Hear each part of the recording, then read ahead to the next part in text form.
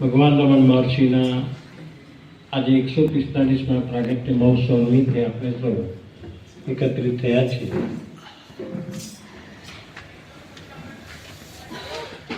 ભગવાને કહ્યું હતું, જ્યારે વિદાય થયા ત્યારે ભક્તોએ પૂછ્યું કે તમારા ગયા પછી અમારું શું થશે? ત્યારે એમણે કહ્યું કે હું ક્યાંય જતો નથી. આ એમના શબ્દો હતા. મહાપુરુષોના આ જ શબ્દો હોય છે. પણ તમે મને ભાવથી પુકારશો, મારું ભજન કીર્તન કરશો, યજન કરશો, અને સાથે સાથે ભાવથી બોલાવશો, એ દિવસે હું ચોક્કસ હાજર થઈશ. ભગવાન રમણ મહર્ષિના પ્રાગટ્યને દિવસે ભગવાન રમણ મહર્ષિની સૂક્ષ્મ ચેતના આપણી વચ્ચે હાજર છે. આ વિશ્વગુરુ મહાપુરુષના આશીર્વાદ અને સાથે એમની પ્રેરણા જ્યારે મળે છે ત્યારે આપણું આધ્યાત્મિક ઉત્થાનનું એક પગથિયું કે 10 પગથિયા સામટા ચડી જવાય છે. એમના તત્વજ્ઞાનને સમજવું બહુ અઘરું છે. પણ અઘરું કહીને હું પૂર્ણવિરામ મૂકતો નથી. અઘરું કહીને વધારે સરળ બનાવીને તમારી સમક્ષ રજૂ કરવાનો હું કાયમ માટે પ્રયત્ન કરું છું. કારણ કે એમની જે ફિલોસોફી છે એ ફિલોસોફી આપણા સૌના આત્માને સ્પર્શે છે, આપણે સૌને સ્પર્શે છે એવી વાત છે. અને એટલા માટે એ વાતને આપણે ખૂબ સારી રીતે આત્મસાત કરી એ દિશામાં થોડું ચિંતન આપણે આજે કરીએ. પ્રેરણાપીઠના સંત જ્ઞાનદાસજી મહારાજ ત્યાંથી નીકળી ગયા છે અને આવવાની તૈયારીમાં જ છે. એટલે આવશે એટલે ત્યારે આપણે બધા ઊભા થઈને સન્માન આપીશું. થોડો વિક્ષેપ થશે, બાકી આપણા પ્રવચનની ધારા 1 કલાક સુધી ચાલશે.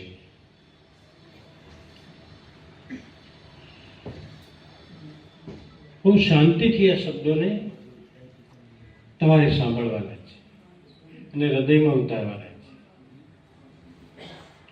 આ ભગવાનની વાણી છે, કોઈ સામાન્ય વિનોદભાઈ બોલી રહ્યા છે એવું સમજવાનું નથી.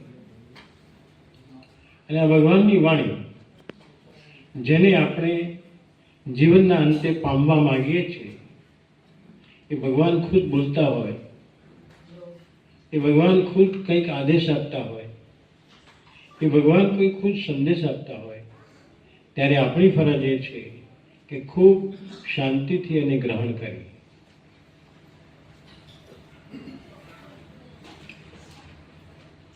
આ સૃષ્ટિના રચયિતા બ્રહ્મ એક દિવસ સંકલ્પ કર્યો. સંકલ્પમાંથી જ સૃષ્ટિ પેદા થઈ છે.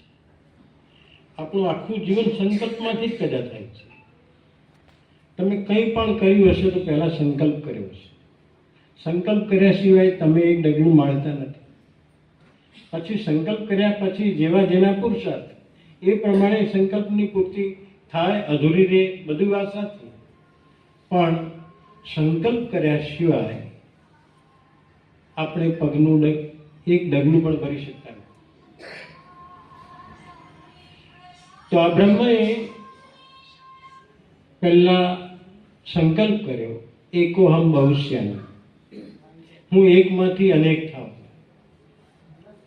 એ બ્રહ્મએ જ્યારે આવો સંકલ્પ કર્યો ત્યારે સંકલ્પ કર્યા પછી એ સંકલ્પની પૂર્તિ માટે એમણે 2 જણની જ રચના કરી છે. બાકી બધી રચના ઓટોમેટિક થઈ છે. 2ની રચના કઈ? તો એમને 2 રચના કરી, એક પ્રકૃતિ અને બીજી માયા. આ પ્રકૃતિથી આ બધું આજનું વિશ્વ જે દેખાય છે, સૃષ્ટિ જે દેખાય છે, સૃષ્ટિમાં જે દેખાય છે એ બધું પ્રકૃતિનું છે. અને એને વશ રાખવાનું, એને બ્રહ્મથી દૂર રાખવાનું કામ જો કોઈ કરતું હોય તો માયા છે. હકીકતમાં આપણે બ્રહ્મ પાસે રહેવાનું છે, પણ બ્રહ્મથી દૂર હટાવવા માટે માયા નામની એક બીજી ચીજ પેદા કરી, જેથી સાચી કસોટી લોકોની થાય, લોકો કસોટીએ ચડે અને સાચી કસોટી પાર કરે તો એ બ્રહ્મને પામે, નહીં તો ના પામે. એટલે માયા જે નથી એ દેખાડવાનું કામ કરે છે. આ જગત બ્રહ્મમય છે, પણ બ્રહ્મ દેખાય નહીં એવું જે અંધારપટ, એવો જે અંતરપટ મૂકે એ માયા છે. જે નથી એ દેખાડે, છે એ ન દેખાડે, એ માયા છે. તો બે રચના કરી બ્રહ્મએ, બસ પછી છૂટી ગયા છે. પછી બધું બાકીનું બધું કામ માયા અને પ્રકૃતિ ઉપાડી લીધું છે. એટલે આપણે એક માયા અને પ્રકૃતિના વશ છીએ, અથવા એના દોરવાઈએ છીએ. હવે પ્રકૃતિમાં બે ભાગ પાડ્યા છે. એક છે પરાપ્રકૃતિ અને બીજી છે અપરાપ્રકૃતિ. જે ચેતન દેખાય છે, જે જીવ દેખાય છે, જેમાં કંઈ ચહલપહલ છે, જે કંઈ બોલી શકે છે, જે કંઈ જોઈ શકે છે, જે કોઈ વિચારી શકે છે, જેને ભૂખ લાગે છે, એ બધું જ ચેતન જેમાં છે એ આખી ચેતન પ્રકૃતિ. અને બીજી છે જળ પ્રકૃતિ. તમે પણ આંખ બંધ કરીને સે વિચાર કરશો તો વાત સાચી લાગશે કે આખી સૃષ્ટિના બે જ ભાગ પડે છે, એક છે જળ અને બીજું છે ચેતન. આ જળ અને ચેતનના બે જ ભાગ પડ્યા, આ જળ પ્રકૃતિ અને ચેતન, પરાપ્રકૃતિ અને અપરાપ્રકૃતિ. પરાપ્રકૃતિમાં આપણે મનુષ્ય આવી ગયા છે. આ મનુષ્ય પરાપ્રકૃતિનો એક ભાગ છે. અને મનુષ્યમાં પણ જેની બુદ્ધિ આપી, પશુઓને પણ બુદ્ધિ થોડી આપી છે. ખાવું ક્યારે, ક્યારે સૂઈ જવું, ક્યારે વાસના ભોગવવી, આ બધું એને આપ્યું.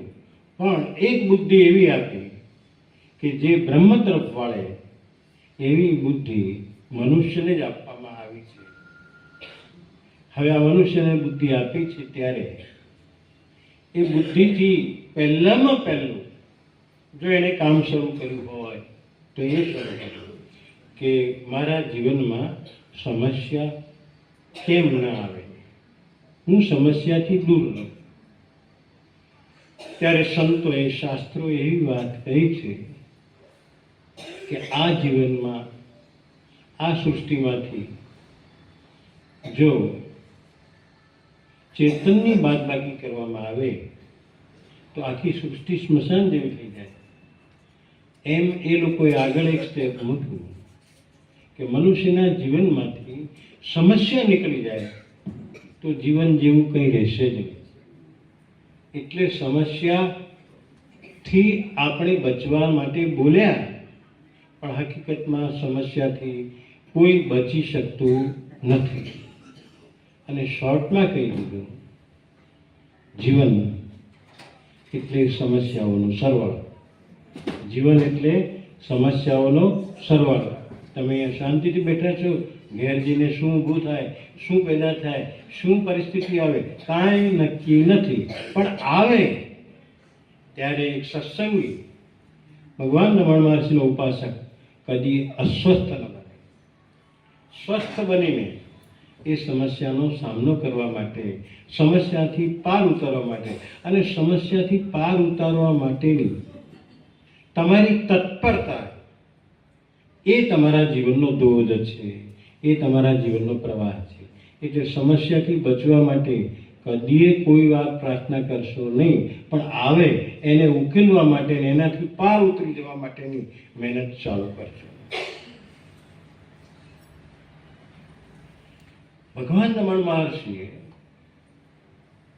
બહુ લાંબી વાત નથી કરી, બહુ ચર્ચા નથી કરી, બહુ ભાષણ નથી કર્યા, પરંતુ એમણે આ મનુષ્યના જીવનની જે એક મુશ્કેલી છે અથવા વિટંબણા છે કે સમસ્યા એની વિટંબણા છે, એની એક જ ચાવી આપી. બોલો, માસ્ટર કી નામ સાંભળ્યું છે ને? એનો અર્થ એ કે જેટલા તાળા હોય એ તાળામાં એ ચાવી લાગે. આ બધા તાળા જ છે. આ બધા તાળાની જો એક જ ચાવી હોય એ ભગવાન રમણ મહર્ષિ આપી છે. આ એક ચાવીનો અર્થ તો સમજાય છે તમને? કોઈ કે હજુ અમને નથી સમજાતો તો એક સરસ મજાનું ઉદાહરણ. તમારું બેંકમાં લોકર હશે, તમારા લોકરનો નંબર કદાચ 258 કે એવું પણ હોઈ શકે, 501 પણ હોઈ શકે, 758 પણ હોઈ શકે, 900 પણ હોઈ શકે, ગમે તે હોઈ શકે. આ લોકરને ખોલવા માટે બેંકમાં એટલી ચાવીઓ નથી હોતી, એ તો તમને આપી દીધું. સાચું કહેજો, બેંકમાં જઈએ છીએ, આપણા લોકરને ખોલવા માટે આપણી ચાવી તો લઈ જઈએ છીએ, પણ પછી કોની રાહ જોઈએ છીએ? પેલા બેંકના મેનેજર અથવા એનો જે અધિકારી હોય એની, કે ભાઈ તમારી ચાવી લઈને આવો. અને એ ચાવી લાવીને ખોલીને જતો રહે અને તમે તમારી ચાવી લગાડો ત્યારે લોકર ખુલી જાય. એનો અર્થ એ માસ્ટર કી ખરી કે નહીં? આ સંતો આવી માસ્ટર કી લઈને ફરે. તમે તમારી રીતે ભલે પ્રશ્નો ઉકેલતા હો, પણ જોડે જોડે એ ચાવી લઈને તો આવવું પડશે. તમારે ચાવી તો તમારી લગાડવી પડશે અને પછી એ ખોલે એટલે ખુલી. એમાં કયા નંબરનો? આટલા બધા છે પણ માસ્ટર કી એક જ છે. આવી માસ્ટર કી રમણ મહર્ષિ આપે છે. એટલે આપણે આપણી ચાવીઓ તો લગાડવાની, પણ રમણ મહર્ષિની ચાવી લાગશે નહીં ત્યાં સુધી પત્તો નહીં થાય. અને એ માસ્ટર કી કઈ છે? અદ્ભુત બતાવી છે. એમણે એક જ વાત કહી કે તમે આત્મસ્થિતિમાં રહો. કઈ સ્થિતિમાં રહો? આત્મસ્થિતિમાં. આત્માનો વિચાર કરો, આત્માનું ચિંતન કરો, આત્મ પુરુષાર્થ કરો. તમે તમને જાણો, તમે તમને જાણો. આપણે સાધનાઓ પૂજા અનેક રીતે કરીએ છીએ, પરંતુ નરસિંહ મહેતાએ પણ ગાયું કે જ્યાં લગી આત્મતત્વ ચીન્યો નહીં ત્યાં લગી સાધના સર્વ જુઠ્ઠી. એટલે ઘણી સાધનાઓ, ઘણી પૂજાઓ, બધું કરીએ, પરંતુ આત્મતત્વને જાણ્યું ન હોય ત્યાં સુધી આપણે બધું જ બાકી બધું વ્યર્થ સાબિત થઈ જશે, નિરર્થક સાબિત થઈ જશે. એટલે આપણને પણ ભગવાન રમણ મહર્ષિ આ એક ચાવી બતાવે છે કે તમે આત્મચિંતન કરો. પણ કોઈ કે આત્મચિંતન શું છે એ સમજાતું નથી, કેવી રીતે કરવું એ પણ સમજાતું નથી. પણ બધા જ રસ્તા એમણે એમની સરળ ભાષામાં, સરળ રીતે પ્રશ્નોના જવાબમાં આપી દીધું છે. એ ચોક્કસ કર્યું છે. એવી એમની સરળ વાત હતી. અને સરળ વાતને આપણે સમજવાનો જો પ્રયત્ન કરીએ, આત્મચિંતન એટલે શું? તમે બધા અઘરી વાતમાં જરા જઈએ છીએ ત્યારે ખ્યાલ આવે છે. કેટલાક પ્રાણાયામ કરે છે, કેટલાક પૂજા પાઠ કરે છે, કેટલાક મંત્ર જાપ કરે છે. આપણે સામાન્ય રીતે જે આ બધું કરીએ છીએ, કઈ આધ્યાત્મિકતાનું એક પગથિયું ચડવા માટે, એની નજીક જવા માટેના પ્રયત્નો કરીએ છીએ. પ્રાણાયામમાં આપણને પૂરક, રેચક અને કુંભક આ ત્રણ વાત બતાવવામાં આવે છે. આ ત્રણ વાત બતાવવામાં આવે છે. જ્યારે શ્વાસને અંદર લઈએ ત્યારે આપણે પૂરક કહીએ છીએ, શ્વાસને બહાર કાઢીએ એને રેચક કહીએ છીએ, અને સાથે સાથે શ્વાસને રોકી રાખીએ ત્યારે કુંભક કહીએ છીએ. આ ત્રણ વાતને મહર્ષિએ કઈ રીતે વ્યાખ્યાયિત કરી છે એ જાણીએ આપણે, ત્યારે આપણને ખ્યાલ આવે કે ઓહો, આટલું બધું ઊંડું ચિંતન. આને બાહ્ય પ્રાણાયામ કીધા, જે આપણે બોલી ગયા એ. પણ એમણે આંતર પ્રાણાયામ કીધા, આંતરિક પ્રાણાયામ. એમનો આંતરિક પ્રાણાયામ જ્યારે આપણે સમજીએ ત્યારે આપણને ખ્યાલ આવે કે ઓહો, આટલું બધું ઊંચું ચિંતન. કારણ કે આંતરિક પ્રાણાયામ સિવાય તમે આત્મસ્થિતિમાં આવી શકશો નહીં. આંતરિક પ્રાણાયામ સિવાય તમે આત્મચિંતનમાં સ્થિર રહી શકશો નહીં. આત્મચિંતનમાં સ્થિર રહેવાનું છે. અને આત્મચિંતન એટલે બીજું કશું નથી, આ બ્રહ્મનું જ ચિંતન છે. આ બ્રહ્મનું જ ચિંતન છે, બીજું કંઈ જ નથી. તમને ખ્યાલ હોય તો તમારા જીવનનો જે ધોધ છે ને, ધોધ, જીવન સતત વહી રહ્યું છે, એનો ધોધ રહેવો જોઈએ. એ ધોધ પાણીનો જેમ આવે પડે છે એ રીતે. હું નાનો હતો ત્યારે શાળા તરફથી એક જગ્યાએ પ્રવાસી ગયા હતો. ત્યારે પ્રવાસી ગયો, ત્યાં એક જગ્યાએ ધોધ પડે. મેં જ સાહેબને સવાલ કર્યો કે આ ધોધ તો વર્ષોથી પડે છે. કે હા, સાચી વાત છે. તો કે આટલું બધું પાણી ક્યાંથી આવે છે? તો કે એનો એક ભંડાર છે, એ ભંડારમાંથી આવે છે. આ ભંડાર ક્યાં હશે? તમને ખ્યાલ હોય તો ગંગોત્રી અને યમનોત્રી જઈ આવ્યા છો તમે. ગંગોત્રી એટલે પાણીની ધારા છે, પણ એ ધારા આગળ જતા જતા જતા જતા કેટલી ધારાઓ મળીને આખી ગંગા નદીનો પ્રવાહ થયો છે. યમનોત્રી પણ એક જાતની નાની ધારા છે, અને એમાં અનેક પ્રવાહો વળ્યા પછી મોટી યમુના નદી થઈ છે. શરૂઆત ક્યાંથી થઈ છે? એક પાણીની ધારથી. પણ શરૂઆતની વળી પાછું કોઈક મૂળ છે કે જ્યાં ભંડાર પડેલો છે, તો જ આટલું ચાલી શક્યું છે. ગંગોત્રી યમનોત્રી આજે આપણે ગયા હોઈએ, પણ 100 વર્ષ પહેલા આપણા દાદાઓ પણ જઈ આવ્યા છે.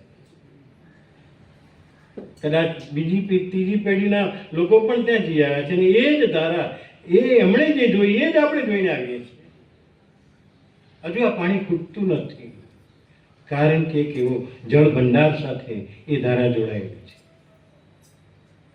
આ મૂળ ધારા, જો મૂળ ભંડારથી જો આપણે કટ થઈ જઈએ તો એ ધારા બંધ થઈ જાય, એ ધોધ બંધ થઈ જાય.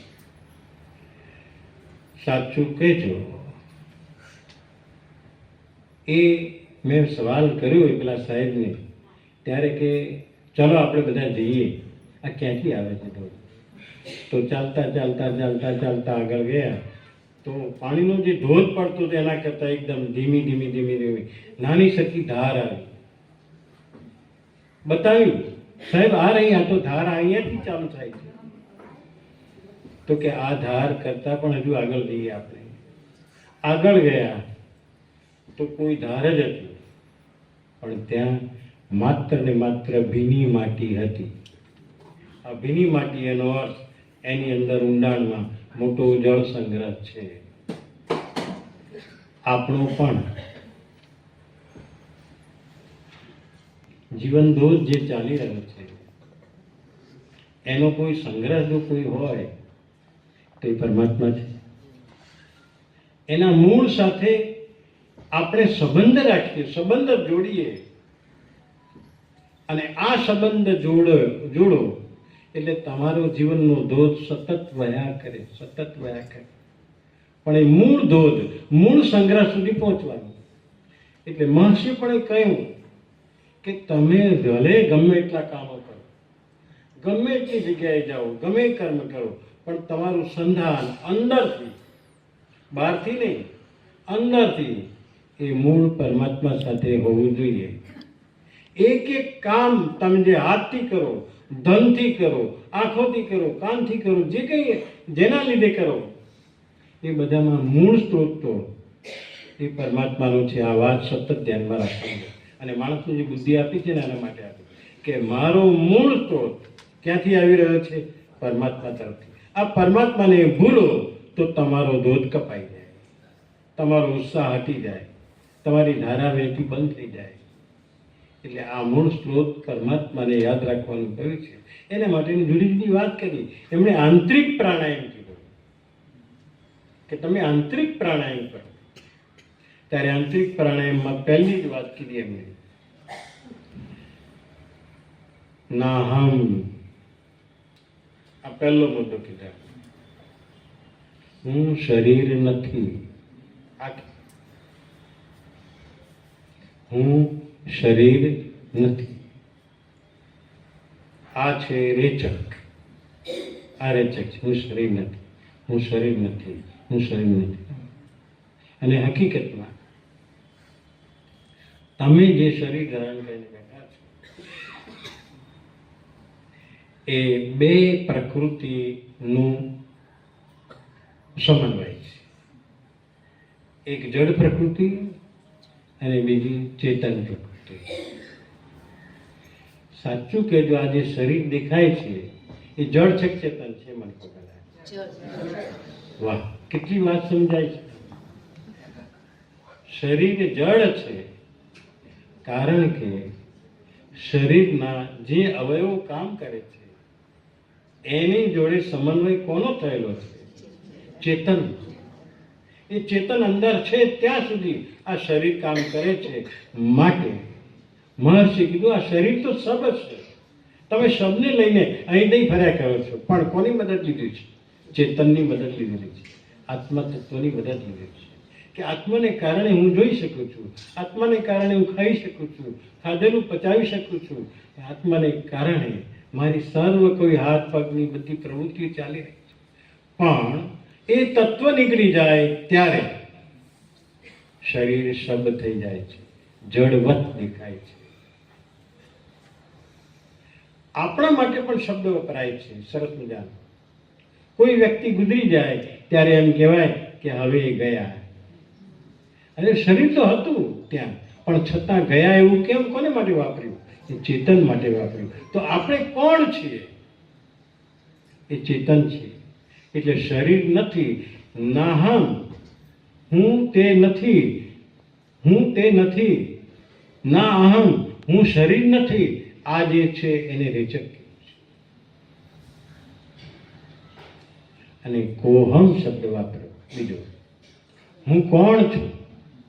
આવી સજાગતાથી તમે બોલો, આવી સજાગતાથી તમે પ્રશ્ન પૂછો, આવી સજાગતાથી આ પ્રશ્નના જવાબની અપેક્ષા રાખો, ત્યારે એને કીધું છે પૂરક.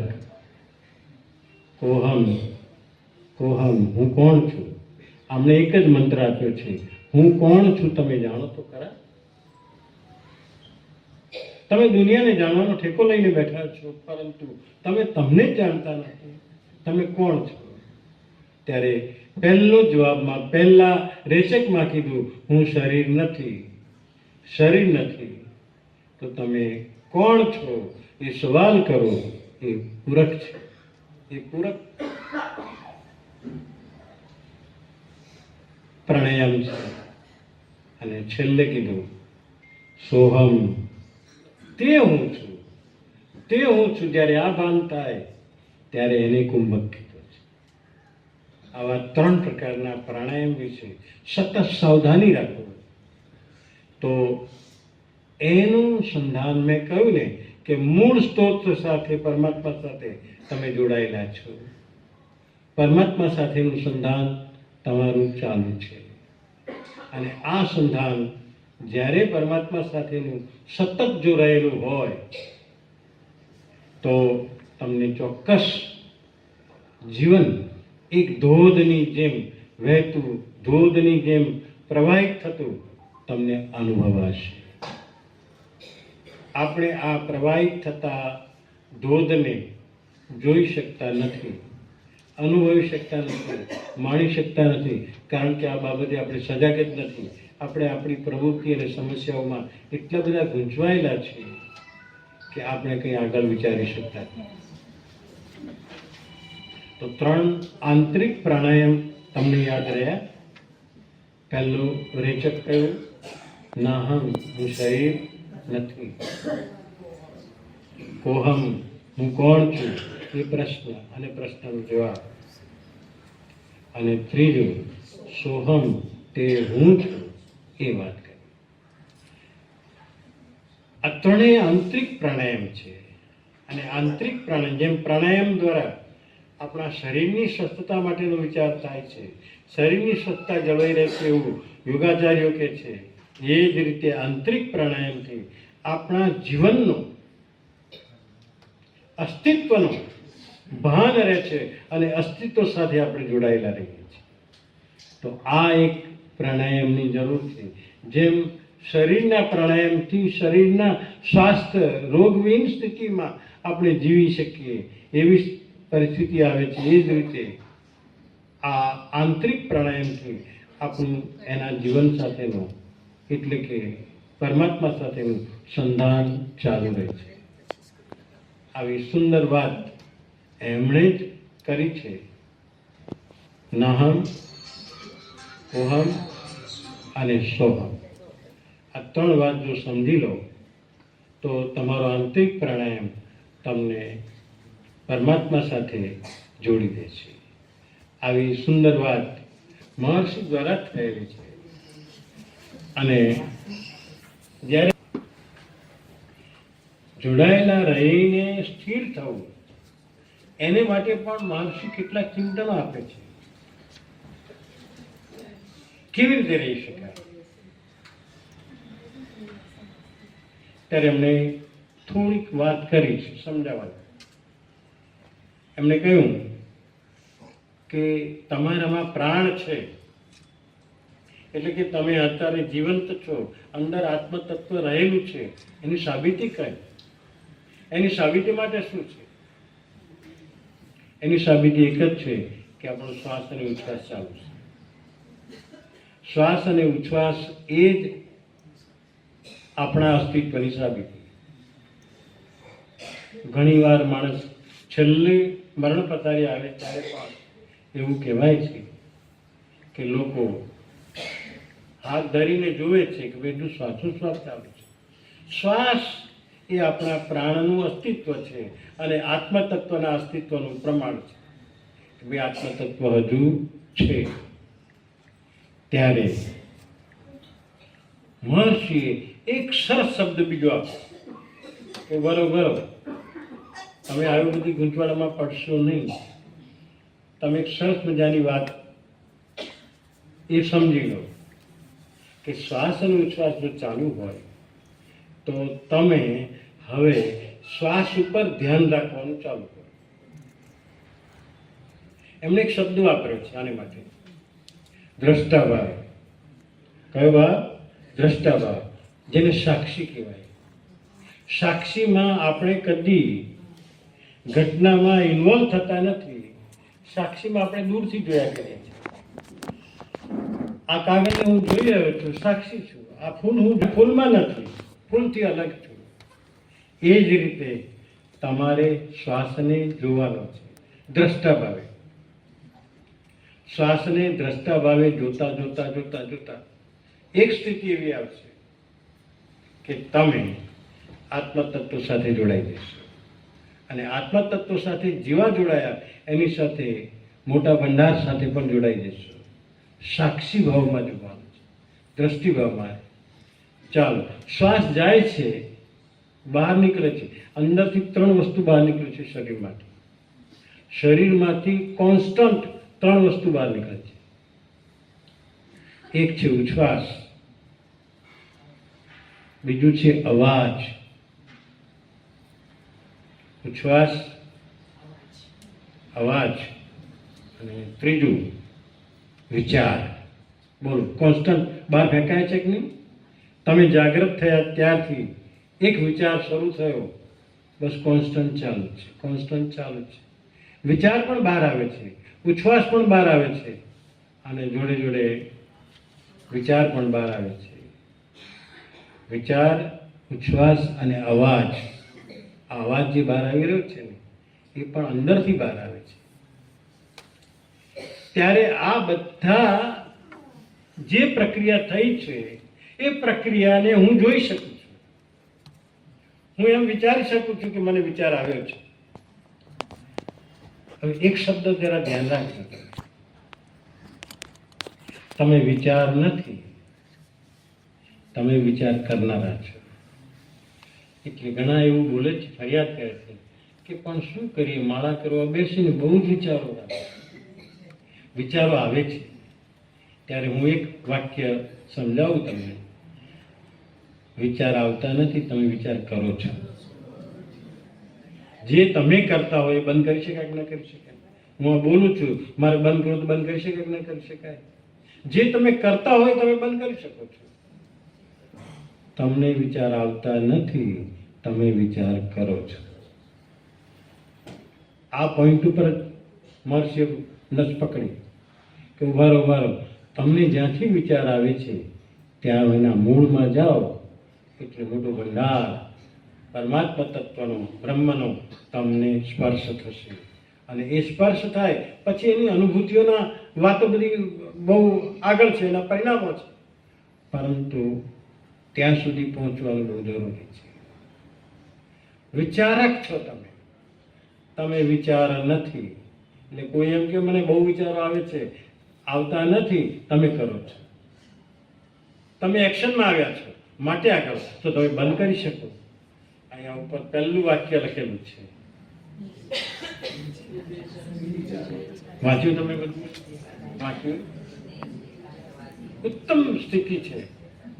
તો આ સ્થિતિ તમે લાવી શકો કે ના લાવી શકો? સાચું કીધું. કારણ કે વિચાર કરીએ છીએ, આપણને ખબર પડી ગઈ. તો વિચાર આપણે કરીએ છીએ તો આપણે જે કરતા હોય એ કામ બંધ કરી દે, કામ આટોપી બંધ કરી દેતા. ઘણી વખત તમે વિચાર કરો છો, વિચાર આવતા નથી. મહર્ષિ કે છે તો વિચાર બંધ કરો, તો નિર્વિચાર સ્થિતિમાં જ્યારે આવશે એ ઉત્તમ સ્થિતિ છે. એ ઉત્તમ સ્થિતિ છે. એ પરમાત્મા સાથે જોડવાની, પરમાત્માના ભંડારમાં જોડાવાની વાત આવે છે.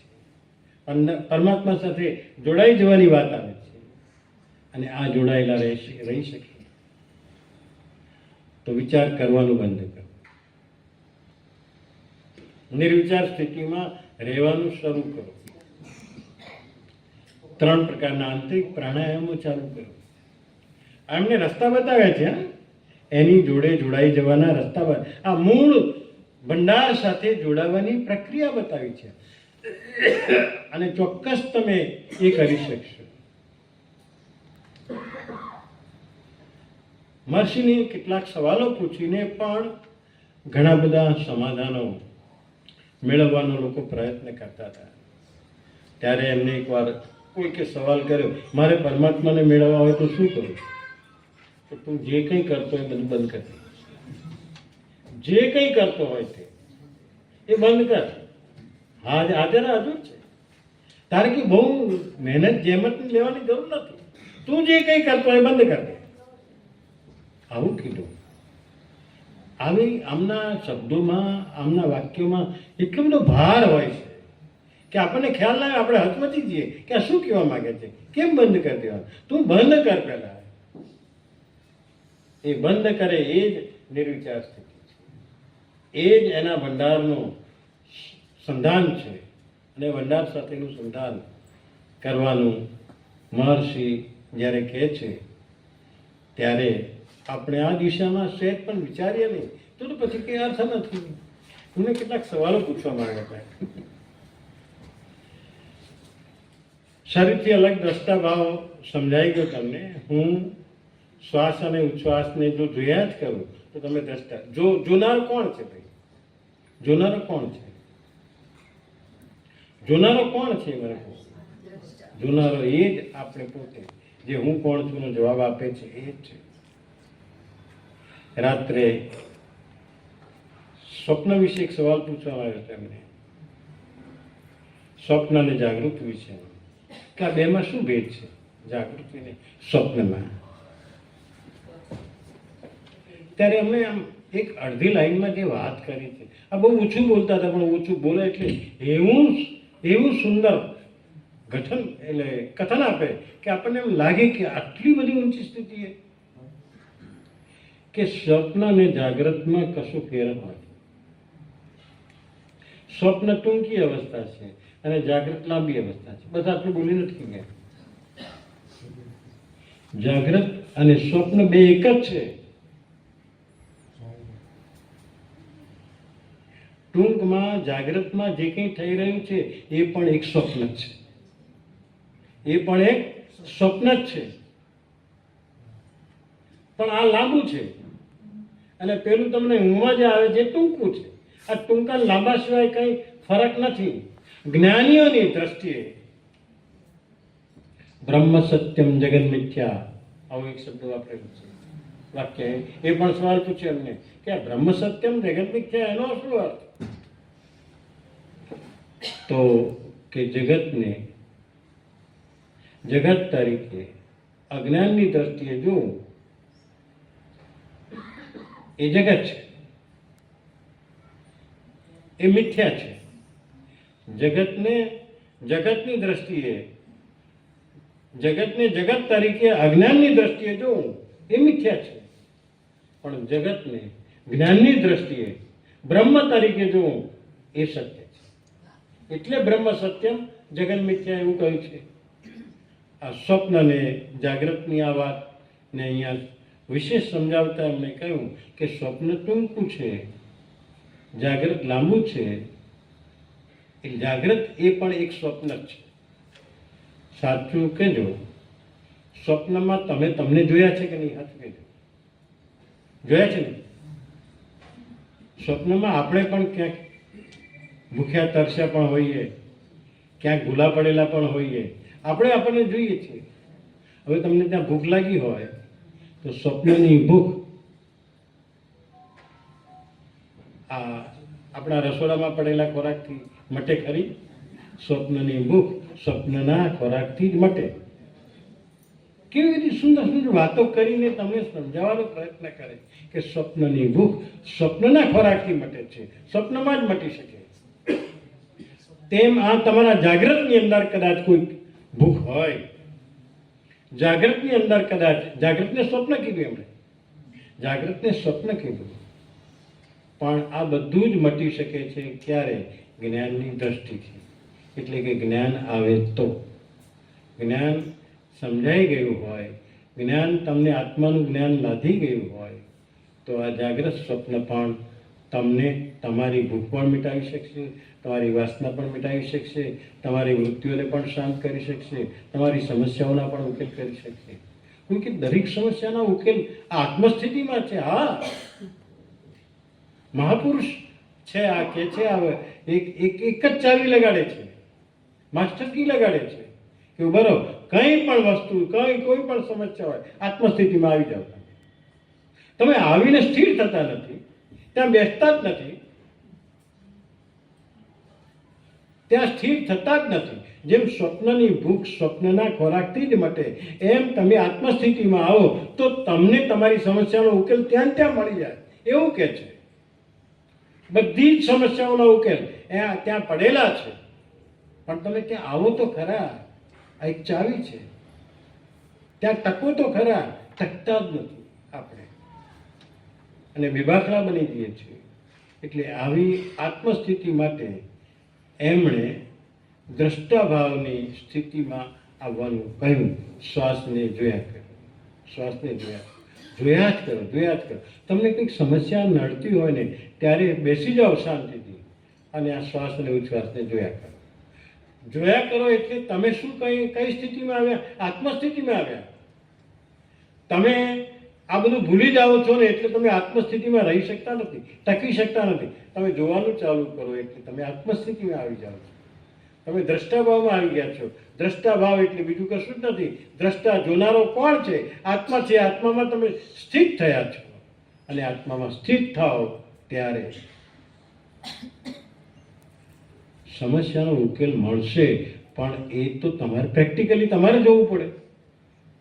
તમારી સમસ્યાના ઉકેલ માટે બીજું કોણ જોઈ શકે? એટલે તમે એવું પ્રયત્ન કરો.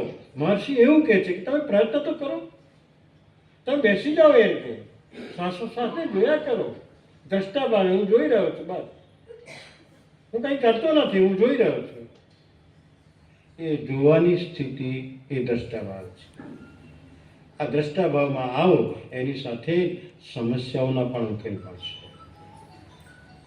શું કેવી રીતે મળશે, શું મળશે, કંઈ એ તો તમે અનુભવ કરો ત્યારે ખબર પડે.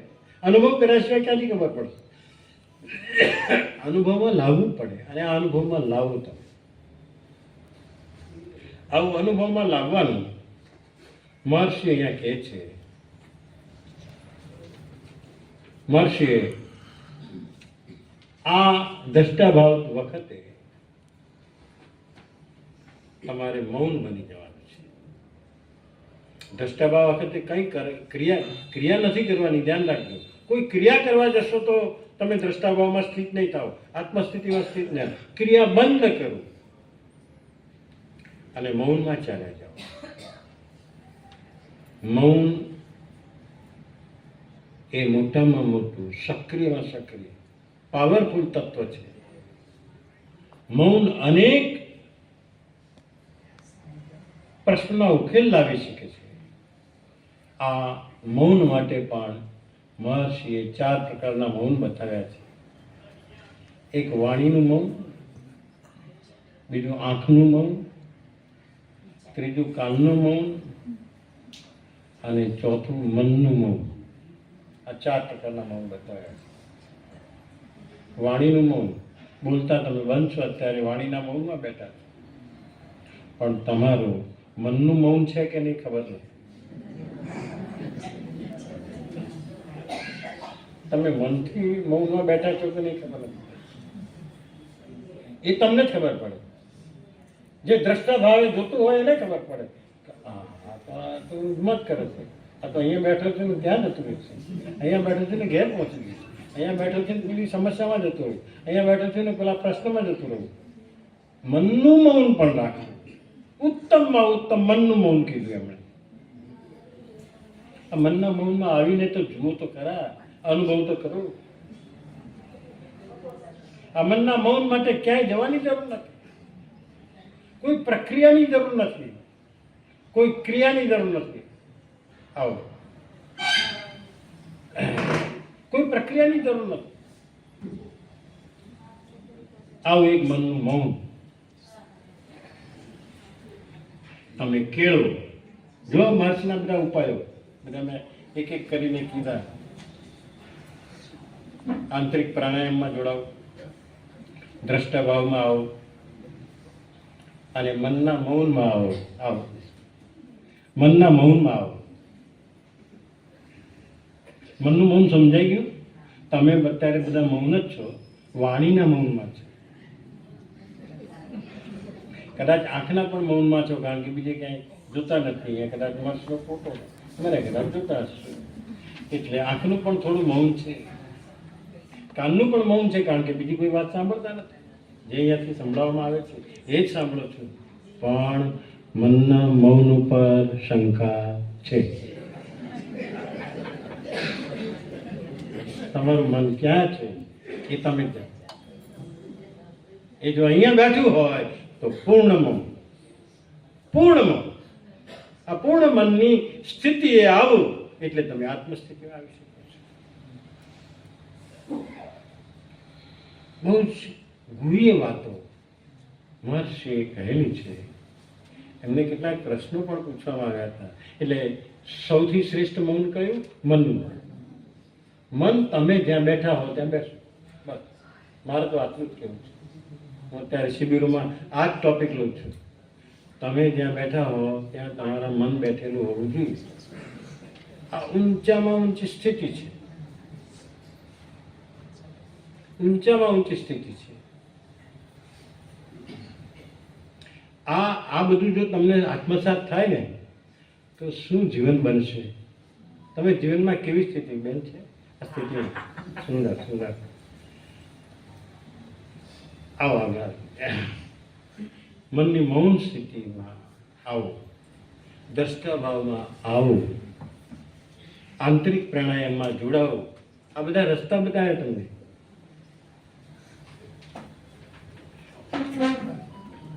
આ બધા રસ્તા બતાવ્યા છે.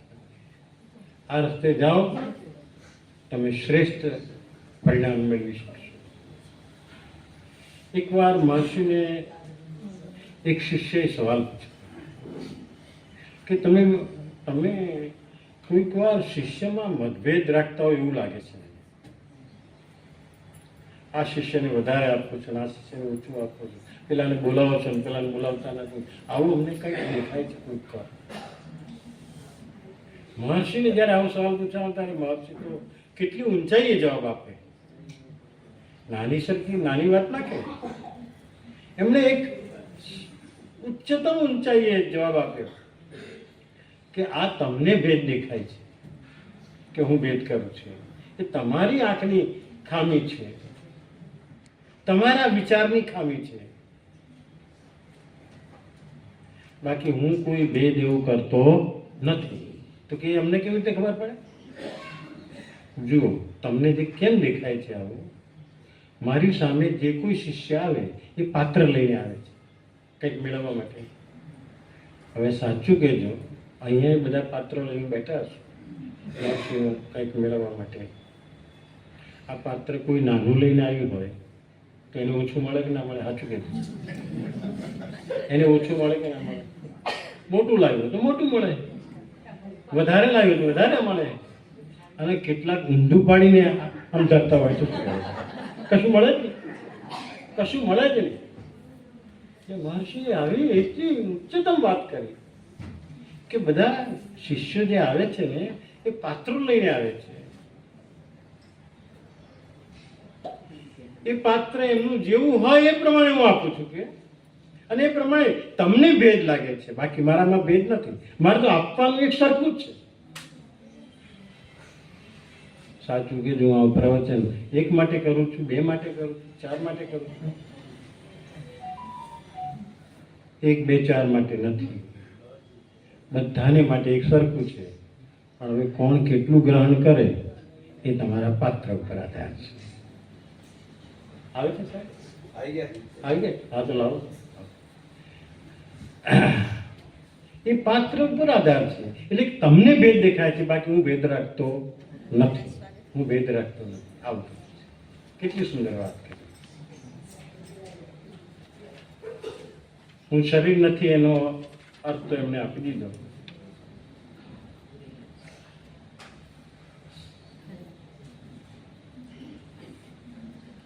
અને સાથે સાથે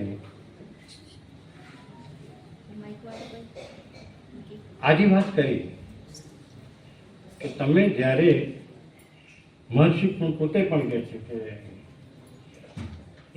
એ જે બોલતા હોય એ સત્યતાપૂર્વક બોલતા હોય, સત્યતાપૂર્વક બોલતા હોય. એટલે કે કેટલાક ઇન્ટરપ્રિટેશન જુદું જુદું કરે, અર્થઘટન જુદું જુદું કરે, એની સામે અમારે કંઈ વાંધો નથી. એની સામે અમે કંઈ દોષ પણ કોઈનો કાઢતા નથી, કારણ કે સૌનું અર્થઘટન જુદું જુદું છે. પણ અમારી સત્યતાની વાત જે છે ને એક જ છે, સચ્ચાઈની વાત એક જ છે. અને આ સચ્ચાઈની વાત અમે પુરવાર કરવામાં પણ માનતા નથી. અમારે કંઈ પુરવાર કરવાની જરૂર જ ના હોય, કારણ કે અમે સત્ય વાત રજૂ કરીએ છીએ. તમારી સમક્ષ મહર્ષિના આ સિદ્ધાંતો સત્ય વાત રજૂ કરી છે. હવે એની સાબિતી શું? સાબિતી કંઈ ના હોય. મેં તમને કહ્યું કે તમારી સમસ્યાનો ઉકેલ મળી જાય, પણ એ તમે અનુભવમાં લાવો તો. તમે અનુભવમાં લાવો જ નહીં તો શું કરવાનું? તમે આત્મસ્થિતિમાં રહેવાનો પ્રયત્ન જ કોઈ દિવસ ના કર્યો હોય તો પછી શું વાત? તો આવી આત્મસ્થિતિમાં રહેવાનો પ્રયત્ન તમારે કરવો જોઈએ.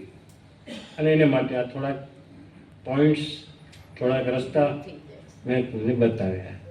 હું માનું ત્યાં સુધી કદાચ આમાં કોઈ પ્રશ્ન હોય તો જરૂર તમે પૂછશો.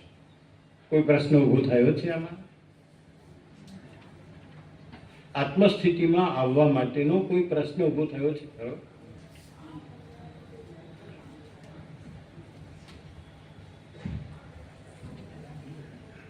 કોઈ પ્રશ્ન ઊભો થયો છે ખરો? જો પ્રશ્ન હશે તો તરત જવાબ આપવામાં મને વાંધો નહીં આવે.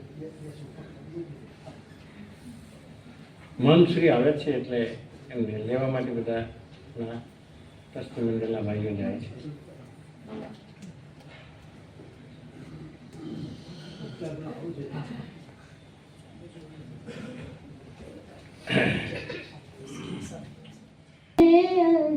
સંત મહ શ્રી ગુરુદેવ.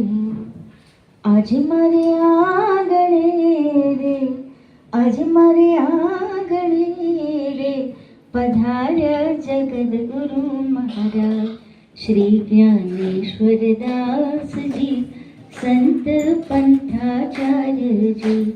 આજ મારે આંગણે રે, આજ મારે આંગણે રે પધાર્યા જગદગુરુ મહારાજ શ્રી જ્ઞાનેશ્વર દાસજી સંત पंथाचार्यजी.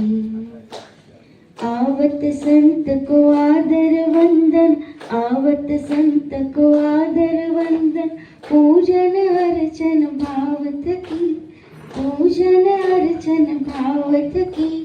भाग हमारे आप पधारे, भाग हमारे आप पधारे पावन ये भूमि. आज अरे आंगणे रे पधार्या संत महंत गुरुदेव. जय गुरुदेव.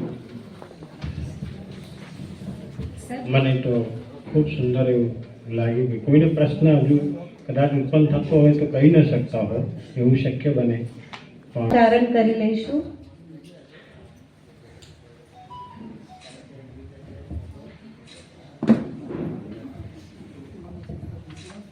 પ્રાર્થના પરિવારના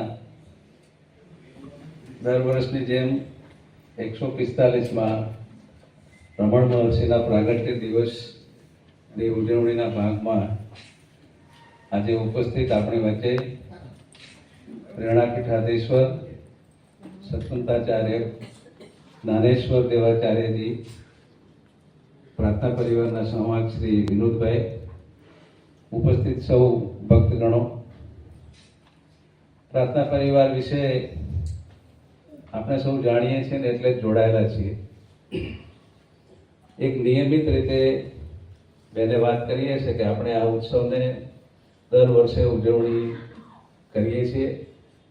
એકદમ સાદગીની રીતે આ ઉજવણી થાય છે આમ તો, તેમ છતાંય એનું મહત્વ કોઈ સંતની પ્રાગટ્ય દિવસ તરીકે કરીએ ત્યારે એમની વિચારસરણીને આપણે પાલન કરવાની પ્રતિજ્ઞાનો પણ આ મને લાગે છે કે દિવસ કહી શકાય. મારે પરિચય આપવાનો વિનોદભાઈએ મને કહ્યું હતું કે આપણી વચ્ચે જ્ઞાનેશ્વર દેવાચાર્ય આવશે કે કેમ. મેં કીધું આપ વિનંતી કરી જુઓ. ગયા વર્ષે પણ આપણી વચ્ચે દર વર્ષે આપણી એક પરંપરા છે કે કોઈને કોઈ સંતને આપણે આમંત્રિત કરીએ છીએ આ ઉજવણીના ભાગરૂપે. મારે જ્ઞાનેશ્વર દેવાચાર્યનો પરિચય આપવું એના પહેલા એ જે પીઠની ગાદી શોભાવી રહ્યા છે અને ગાદીપતિ છે એના વિશે પણ મારે થોડીક માહિતી આપું, આપની પરમિશન હોય તો. પ્રેરણાપીઠ એ એક એવી જગ્યા છે, આપણે અહીંથી અમદાવાદથી ખૂબ નજીકનું સ્થાન છે, પણ 600-700 વર્ષ પહેલાથી આ એક ભૂમિ શોધી કાઢવામાં આવેલી હતી અને ત્યારથી આ એક અથર્વવેદ આધારિત સંપૂર્ણ સનાતની સંસ્થા હોવા છતાંય આપ સૌ જાણો છો કે ભારતીય સંસ્કૃતિ ઉપર બે સંસ્કૃતિએ આક્રમણ કરેલા, એક અંગ્રેજી અને બીજી મુગલ. અને ભારતના ઘણા બધા ધર્મસ્થાનો, આપણું પારિવારિક સામાજિક જીવન અને ધાર્મિક વિધિઓમાં પણ ક્યાંક ને ક્યાંક આ બંને સંસ્કૃતિઓએ સનાતન તત્વને મિટાવવાનો પ્રયત્ન કરેલો. આપણે જોઈએ છે કે જે ભારતના પ્રસિદ્ધ યાત્રાધામો છે ત્યાં દરેક જગ્યાએ આ મુઘલ સામ્રાજ્યની વખતે ઘણી બધી અસરો આવેલી હતી. આપ જાણો છો એ રીતે સૌથી શ્રેષ્ઠ ઉદાહરણ આપણે રામ જન્મભૂમિને જોઈ રહ્યા છીએ.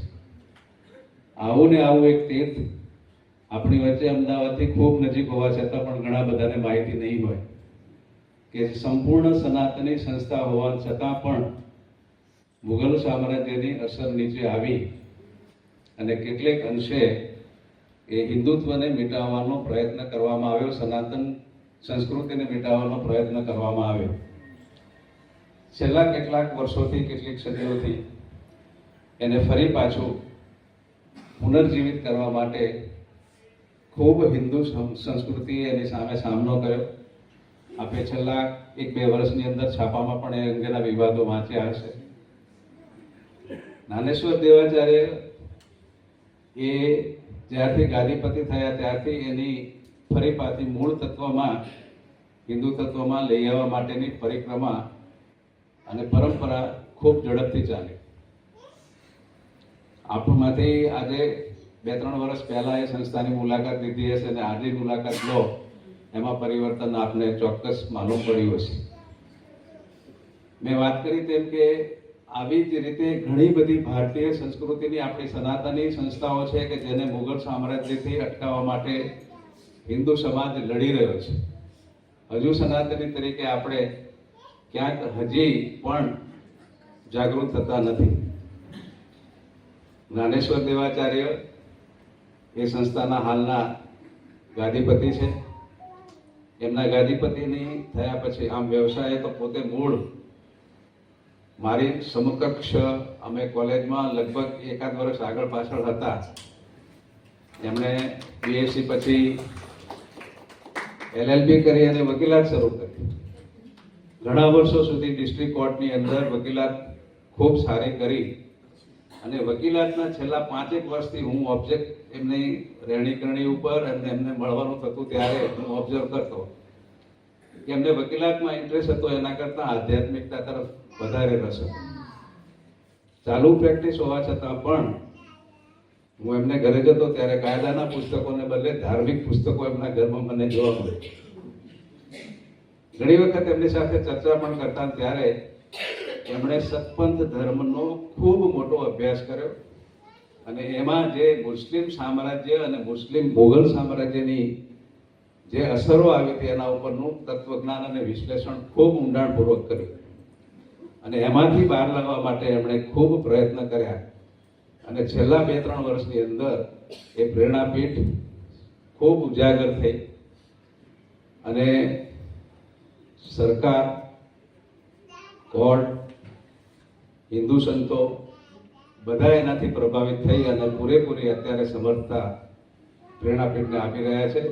અને સંત સમિતિમાં, અખિલ ભારતીય સંત સમિતિમાં પશ્ચિમ ભારતના એ જ્ઞાનેશ્વર દેવાચાર્ય પોતે સભ્ય ઉપરાંત સંરક્ષક પણ છે કે હિન્દુ સંસ્કૃતિનું જતન કરવા માટે જે સંત સમિતિ અત્યારે પ્રયત્ન કરી રહી છે એમાં પશ્ચિમ ભારતનું અગ્રીમ નેતૃત્વ કરી રહ્યા છે.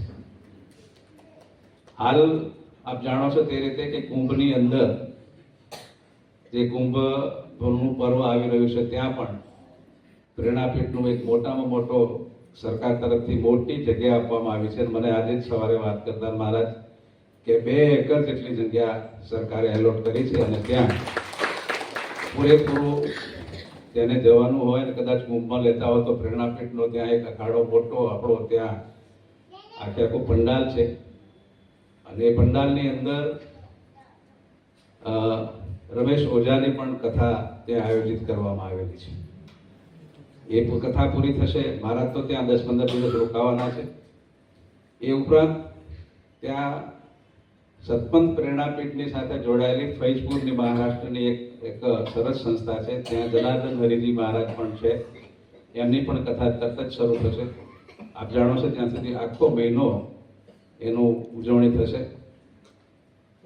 વકીલ જ્યારે કોઈ સંત બને ત્યારે મને એમ લાગે છે કે પૂરેપૂરો ન્યાય આપતા હોય અને પૂરેપૂરો એનો અભ્યાસ કરી એક કલમ અલ્પવિરામ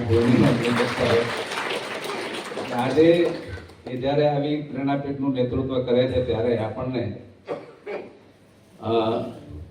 સામાન્ય રીતે હું વ્યવસાય ચાર્ટર્ડ એકાઉન્ટન્ટ છું ને એ વ્યવસાય વકીલ હતા, આજે છે એવું ના કહી શકાય. પણ એટલે કોઈ પણ બાબતની અંદર જ્યારે આપણને કહેતા હોય ત્યારે એમાં તથ્ય હોય. વકીલ સામાન્ય રીતે જે રજૂઆત કરે એ પૂરેપૂરી પુરાવા સાથે રજૂઆત કરતા હોય છે અને એમણે વકીલ હોવાને નાતે આ પ્રેરણાપીઠને એક અગત્યની ભૂમિ હોવા કુંવારિકા ક્ષેત્ર છે એ રીતે પ્રસ્થાપિત કર્યું છે. હવે સતપંથ સંપ્રદાય વિશે ખાલી એક અડધી મિનિટમાં વાત કરું કે આ સંપ્રદાય એવો છે કે અથર્વવેદની આધારિત ફિલોસોફી ઉપર રચાયેલો સંસ્કૃત છે દસે દસ અવતારને એમાં સ્થાન છે. આપણે માનીએ છીએ કે ભગવાન જુદા જુદા સમયે અવતાર ગ્રહણ કરે છે. સત્પંચ સંપ્રદાય એવું માને છે કે હવે આવનારો જે 10મો અવતાર થશે એ અવતારની પૂજા અને અર્ચના કરવામાં આવે છે. દસે દસ અત્યાર સુધીના 9 અવતારો થયા, એ 9 અવતારોમાં એમની માન્યતા છે. પણ આવનારો જે ભગવાનનો અવતાર થશે એ અવતારને પણ જેમ સબરી રામ ભગવાનના પગલાની રાહ જોતી હતી, એમ સત્પંથીઓ બધા અત્યારે એવી રીતે ભગવાનની આતુરતાથી રાહ જુએ છે અને એ રીતે એની આસ્થાનું કેન્દ્ર બનાવેલું છે. ઇતિહાસ અને મુખ્ય થોડુંક મને લાગે છે કે મહારાજે જ આપણને થોડીક માહિતી એમના પ્રવચનમાં પણ આપે એવું એમને વિનંતી કરું છું. મને બહુ જ્ઞાન નથી. એવી એક આસ્થા છે કે કુંવારિકા ક્ષેત્ર છે અને કુંવારિકા ક્ષેત્રની અંદર ભગવાન આવશે ત્યારે એનો સ્વયંવર ત્યાં રચાશે. આવી એક આસ્થા છે આ સંપ્રદાયની અંદર. કુંવારિકા ક્ષેત્રનું મહત્વ શું છે પણ મને મહારાજને વિનંતી કરવું પડે એ પણ એ સમજાવશે. હવે બીજી મારે વાત કરવાની એ હતી કે ભગવાન ભ્રમણ મહર્ષિ અને સત્પંથ સંપ્રદાય, મને એમ લાગે છે હું 30 વર્ષથી જોઈ રહ્યો છું જે રીતે ભ્રમણ મહર્ષિના સિદ્ધાંતો અને આદર્શતા અને આધ્યાત્મિકતાના જે મૂળભૂત સિદ્ધાંતો છે લગભગ એને પેરેલલ સત્પંથ સંપ્રદાયના પણ છે. મૌનમાં રહેવું, અંતરાત્માને ઓળખવો, આ બધા જે મૂળભૂત પ્રિન્સિપલો વિનોદભાઈ સાહેબ પણ આપણને મહર્ષિ રમણસિંહના જે રીતે આપણને જ્ઞાન આપી રહ્યા છે એ રીતે સત્પંથ સંપ્રદાયમાં પણ એવી રીતે છે. રમણ મહર્ષિના જ્ઞાનનું એમને કથા વાર્તાઓ બહુ લાંબી કરી નથી, પણ પ્રશ્નોત્તરીના સ્વરૂપમાં એમણે જે જવાબો આપેલા છે એ જવાબો જ્ઞાનના સ્વરૂપમાં છે. સત્પંથ સંપ્રદાયમાં પણ મોટા ભાગે એવું છે કે આમાં ગુરુદેવ શું કહે છે એનો જવાબ આવે છે, એ સત્સંગ છે, એ જ્ઞાન છે. રમણ મહર્ષિમાંની પણ હું જે રીતે જાણું છું ત્યાં સુધી મોટા ભાગના જ્ઞાન એમણે કોઈ ભક્તે કે ભાવિકે પૂછેલા પ્રશ્નોના જવાબના સ્વરૂપમાં આવેલા છે. લાંબા કોઈ વિવેચનો કે એવું હોય એવું મને નથી લાગતું. આવી જ રીતે લગભગ મૂર્તિની અંદર સામાન્ય રીતે મૂર્તિના કરતા તમે અંતરાત્માને ઓળખવાનો પ્રયત્ન કરો. મૂર્તિ એક ધ્યાન કેન્દ્રિત કરવા માટેનું માધ્યમ છે એવું આપણે માનીએ છીએ. સત્પંથ સંપ્રદાય સંપૂર્ણપણે મૌન અને આત્માને ઓળખવાના પ્રિન્સિપલ તરફ એમને મૂળભૂત વાતો હંસદેવજી મહારાજ જે થઈ ગયા અને જેમણે આ શરૂઆત સત્પંથ તો વર્ષોથી પેઢીઓથી ચાલ્યો આવે છે પણ એમણે ઉજાગરી અને કેટલીક બાબતો રજૂ કરેલી છે. મને એમ લાગે છે કે આટલો પરિચય પૂરતો છે સાહેબ. વધારે સમય સંતોની આપણે વાણી સાંભળીએ એ સાથે સૌને ફરીથી જ્ઞાનેશ્વર દેવાચાર્યનું હું સ્વાગત કરું છું પ્રાર્થના પરિવાર વતી અને કંઈક જ્ઞાન આપણને મળશે આજે એમના આશીર્વાદના સ્વરૂપમાં એવી આશા રાખું. જય ગુરુદેવ.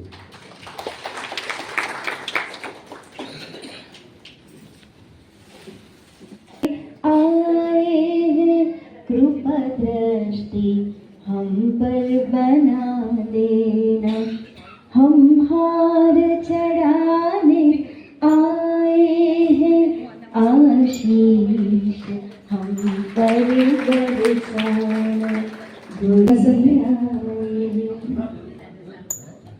सम्मान करेंगे शाल दुशाला आपको पहनाएंगे, सम्मान करेंगे आपके सिर पर हम छत्र धरेंगे, गुरुदेव आपके चरणों में हम फूल चढ़ाने आए हैं, हम हार चढ़ाने आए हैं, शाल दुशाला लाए हैं, वचनामृत सुनने आए हैं, गुरुदेव आपके चरणों में हम फूल चढ़ाने आए हैं, आपके पावन पगथारों से ડૉક્ટર શ્રી જોરાવરસિંહજી જાદવ સાંશ્રીનું સ્વાગત કરે છે. શાલી ઉડાડીને સ્વાગતમ. હવે મુખ્ય યજમાન આપણા આજના શ્રીમતી ચંદ્રિકાબેનને વિનંતી કરું કે આપ પણ ફૂલહાર તે સ્વામીજીનું સ્વાગત કરો. અને आमत संत को आदर दीजिए, फूलहार चढ़ा के वंदन कीजिए. भाग હવે बढ़े આપણે દીપ પ્રાગટ્ય પહેલા દીપ પ્રાગટ્ય. राह में आए जो दीन दुखी, राह में आए जो दीन दुखी, सबको भले से लगाते चलो, प्रेम की गंगा बहाते चलो. सारी जगते कण कण में है एक ईश्वर एक आत्मा. सारी जग में कण कण में है एक ईश्वर एक आत्मा. प्रेम की ज्योति जलाते चलो, प्रेम की गंगा बहाते चलो, प्रेम की गंगा बहाते चलो. शुभं करोतु कल्याणं, आरोग्यं धन संपदा, शत्रुबुद्धिविनाशाय दीपज्योतिर्नमोस्तुते. दीपज्योति परब्रह्म, दीपज्योतिर्जनार्दन, दीपो हरतु मे पापं, दीपज्योतिर्नमोस्तुते. दीपज्योतिर्नमोस्तुते.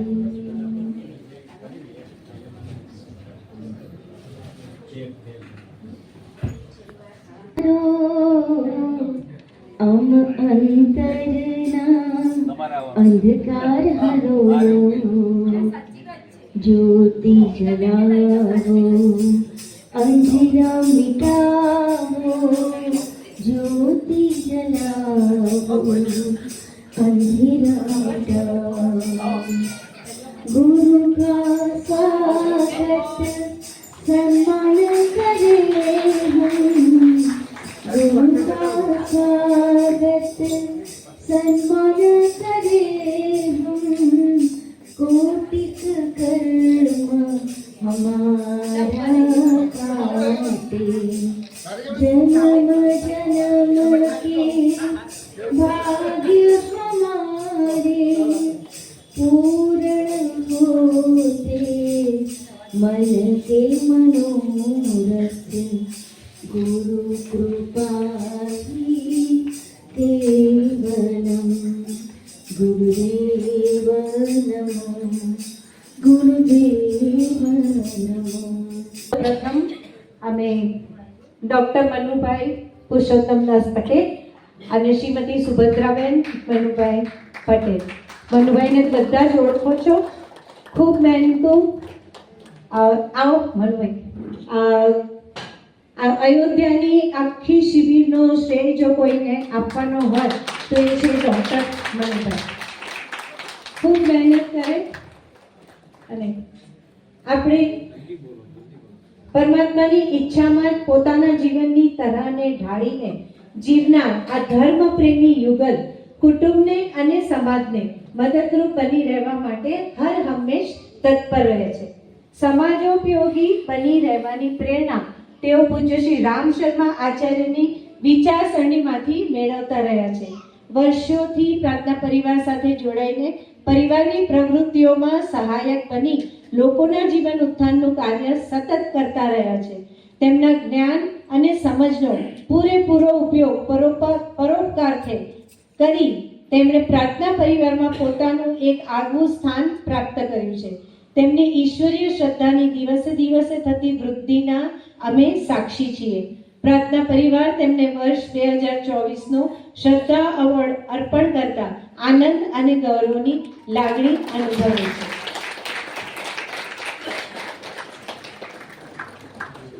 સામે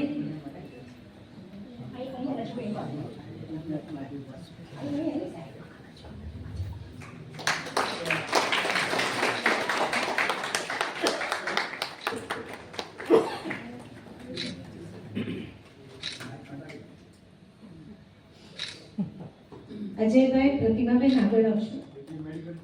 અજયભાઈ ને પ્રતિમાબેન.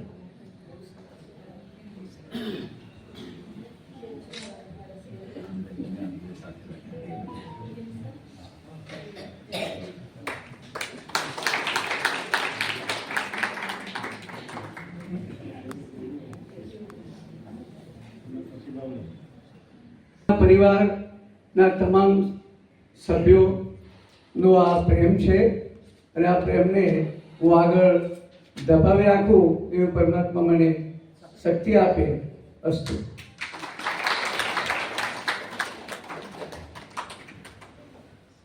ત્યારબાદ શ્રી અજયભાઈ જગુભાઈ પટેલ અને શ્રીમતી પ્રતિમાબેન અજયભાઈ પટેલ.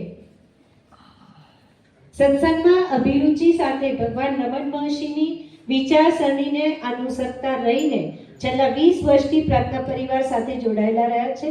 શિબિરોમાં ઉપસ્થિત રહી તેમની જિજ્ઞાસા વૃત્તિ સંતોષીને પરિવારની અનેક પ્રવૃત્તિઓમાં સહાયક બની રહ્યા છે. ફૂલની સુંદરતા દેખાય છે, પરંતુ એની સુવાસ અનુભવજન્ય હોય છે.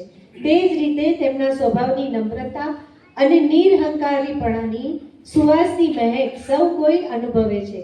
ધર્મપ્રેમી આ યુગલની ઉત્તરોત્તર વૃદ્ધિ પામતી ઈશ્વરીય શ્રદ્ધાને બિરદાવતા પ્રાર્થના પરિવાર 2024નો શ્રદ્ધા એવોર્ડ અર્પણ કરતા આનંદની અને ગૌરવની લાગણી અનુભવે છે.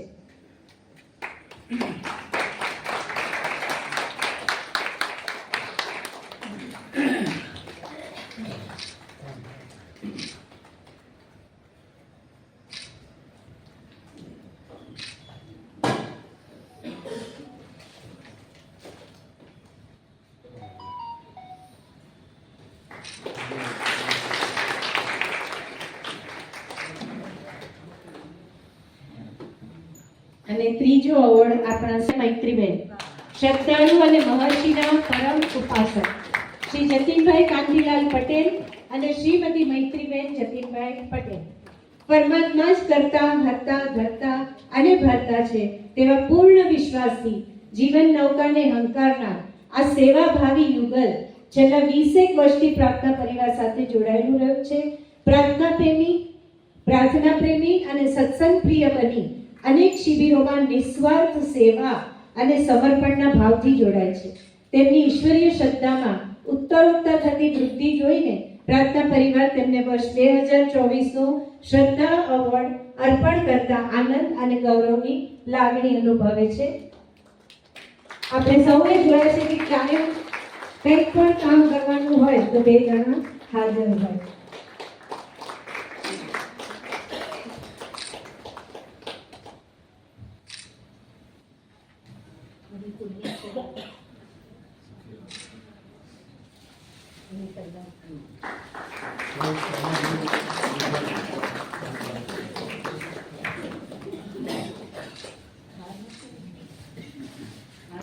કારણ કે ડાબો હાથ એમનો, જમણો હાથ એમનો જે આપે એમનો ડાબો હાથ જાણતો નથી.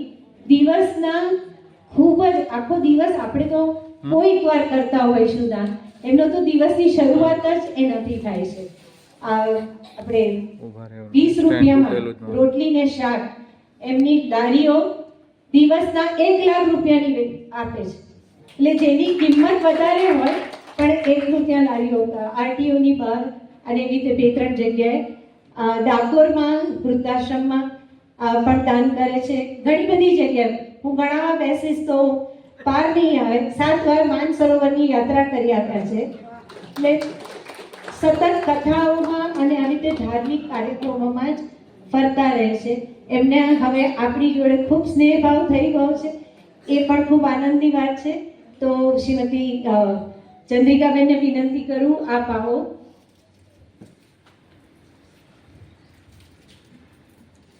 હું ગુરુમાને વિનંતી કરું કે તેઓ ચંદ્રિકાબેનનું શાલથી અને ફૂલથી સ્વાગત કરે.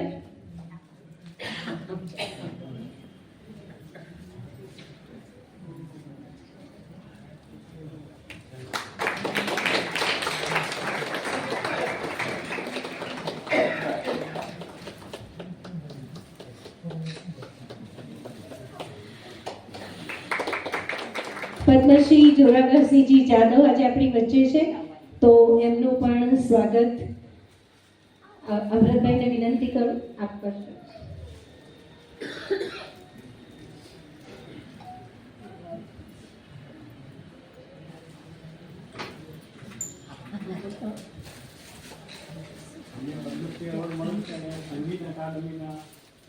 અકરુ ગામમાં તગડી આપણી બેઠક જે છે તગડી, ત્યાં બાજુમાં અકરુ ગામ છે.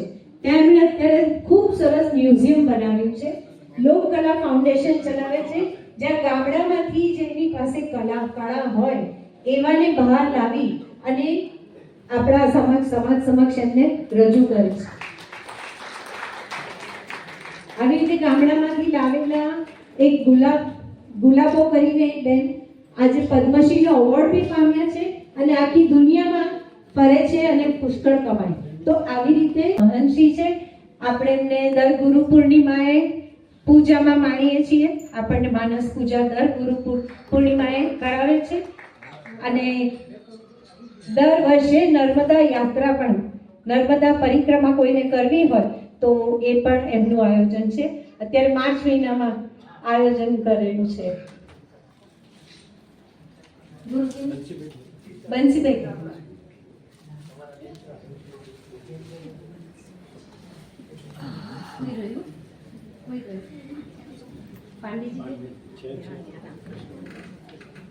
परम श्रद्धेय श्री पांडे जी, आइए आप यहाँ पे. पांडे जी आइए. थोड़ा कौन है? મોટા મોટા સંતો એમના ત્યાં પધરામણી કરે છે અને બહુ મહાન જ્યોતિષ અને શાસ્ત્રનું એમને ખૂબ જ્ઞાન છે. આપનું परम पूज्य महामंडलेश्वर गुरु जी, हमारे भगवान के अवतार में गुरु जी और सभी भक्तों को, माताओं को, बहनों के सभी के चरणों में नमन, कोटि कोटि वंदन. और सनातन धर्म की रक्षा करना है और अपना चरित्र, अपना संस्कार और अपने परिवार को संपूर्ण सनातनी बनाना है. जय गुरुदेव की जय.